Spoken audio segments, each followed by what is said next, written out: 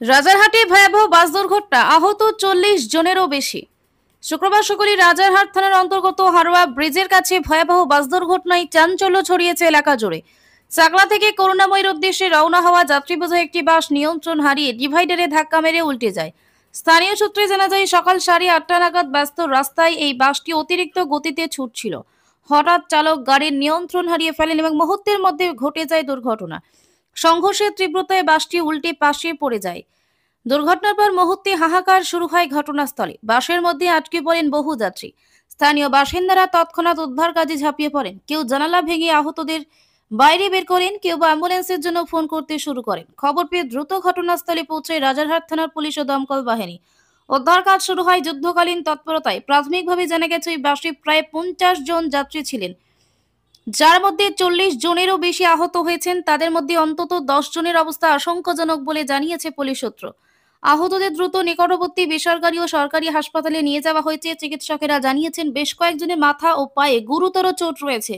ঘটনার কারণে ওই রাস্তায় দীর্ঘক্ষণ যানজটের সৃষ্টি হয়। পুলিশ পরিস্থিতি স্বাভাবিক করতে ট্রাফিক নিয়ন্ত্রণে নামে।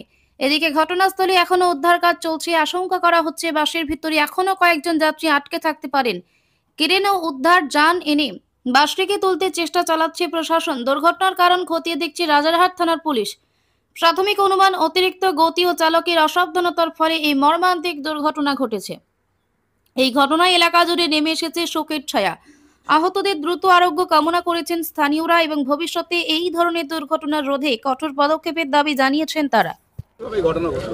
যখন দুটো গাড়ি রেষারেষি হচ্ছিল, হতে হতে ধরো সাইড মেরে পাল্টি হয়ে গেছে। পাল্টি হওয়ার পরে যত পাবলিক ছিল, পাবলিকের থেকে যত সিভিক পুলিশ ছিল, ওরা দেশ খুলিনে সব পানিতে লাফ মেরেছে। ঠিক আছে, ওই অবস্থায় যে কজনকে বাঁচানোর মতো, যাই করার মতো সিভিক পুলিশরাই করেছে সব কিছু। আর পাবলিক ছিল তার সাথে আদার্স, কিন্তু অন্য আদার্স কোনো লোক তখন এসে পৌঁছয়নি বা প্রশাসনও তখন ছিল না। বাসটা কোন দিক দিয়ে আসছিল? বাসটা আসছিল বেলেঘাটার দিক থেকে, যাচ্ছিল নিউ টাউনের দিকে, রাজারহাটের দিকে।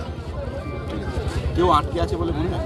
এখন যতক্ষণ না গাড়িটা উপরে ওঠানো হচ্ছে ততক্ষণ বোঝা যাচ্ছে না যে ওর ভেতরে নিচে কিছু কেউ আছে কি না, কি দেখা সম্ভব না বা বলা যাচ্ছে না। প্যাসেঞ্জার কম বেশি অন্তত 20-40 জন আহত হয়েছে, সবারই টুকটাক লেগেছে। তার মধ্যে 5-6 জনের অবস্থা গুরুতর।